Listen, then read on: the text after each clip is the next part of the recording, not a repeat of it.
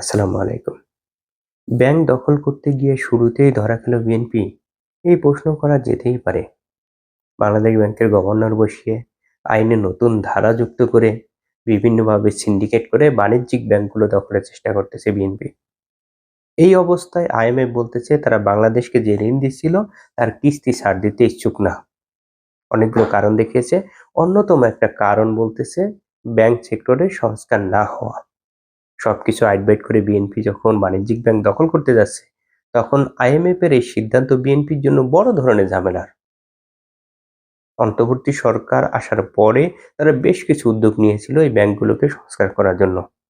কিন্তু বিএনপি আসার সাথে সাথে তারা সবকিছু ছুঁড়ে ফেলে দিয়ে সেই আগের অবস্থায় ফিরে যাওয়ার চেষ্টা করতেছে। কিছু কিছু ক্ষেত্রে তার চেয়েও খারাপ অবস্থায়। শেখ হাসিনার সময় শুধুমাত্র বাণিজ্যিক ব্যাংকগুলো নিয়ন্ত্রণ করতে এসালম। বাংলাদেশ ব্যাংকের নিয়ন্ত্রণ শেখ হাসিনা বা আওয়ামী লীগ সরকারের কাছেই ছিল। কিন্তু তারেক রহমান এসে বাংলাদেশ ব্যাংকের নিয়ন্ত্রণ এস আলমের কাছে দিয়ে দিয়েছে।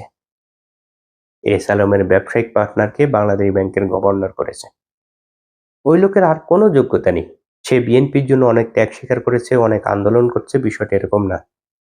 তার অনেকগুলো ডিগ্রি আছে, বেশ পড়াশোনা আছে, গুরুত্বপূর্ণ জায়গায় দায়িত্ব পালনের অভিজ্ঞতা আছে, বিষয়টা এরকম না। তাকে এই গুরুত্বপূর্ণ পদে নিয়োগ দেওয়া হলো কেন? এই প্রশ্নের উত্তর শুধুমাত্র ওই এক জায়গায় পাবেন। তার সাথে এস আলমের কানেকশন, আর কিছু না।